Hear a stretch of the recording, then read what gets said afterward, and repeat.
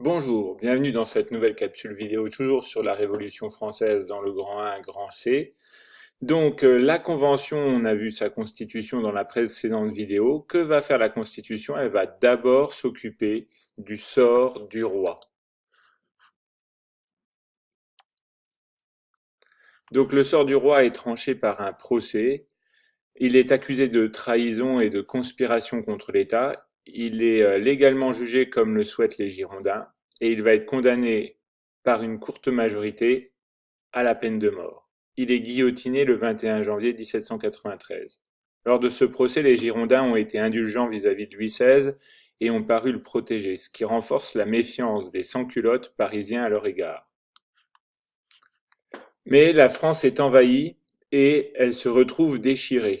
Alors, envahie, l'exécution du roi provoque une grande émotion chez les souverains européens qui forment une coalition armée contre la France. Elle est aussi déchirée, cette France, car par exemple en Vendée, les paysans refusent de rejoindre l'armée et se soulèvent contre la République au nom du roi et de la religion. C'est ce qu'on appelle la guerre civile entre les Bleus et les Blancs.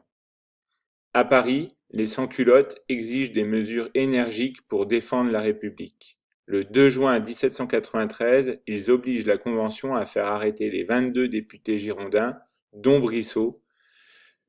Le pouvoir tombe alors aux mains des montagnards. Ce coup de force entraîne la révolte des départements fidèles aux Girondins. C'est ce qu'on appelle la révolte fédéraliste. Petit 3, donc la terreur.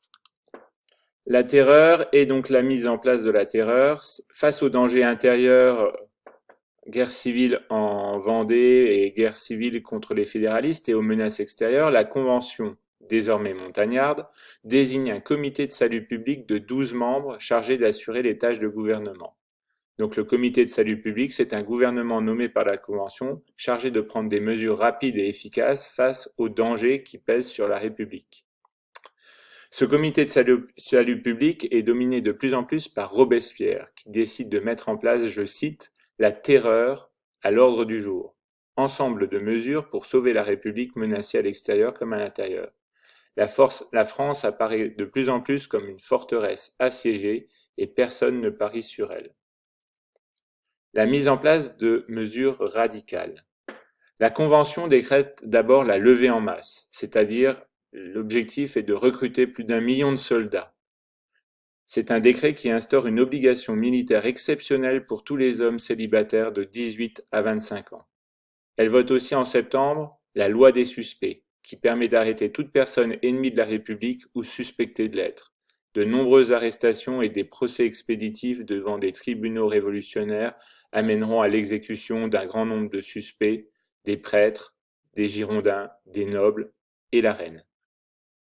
Elle mène aussi une politique de déchristianisation. Le calendrier chrétien est remplacé par le calendrier républicain.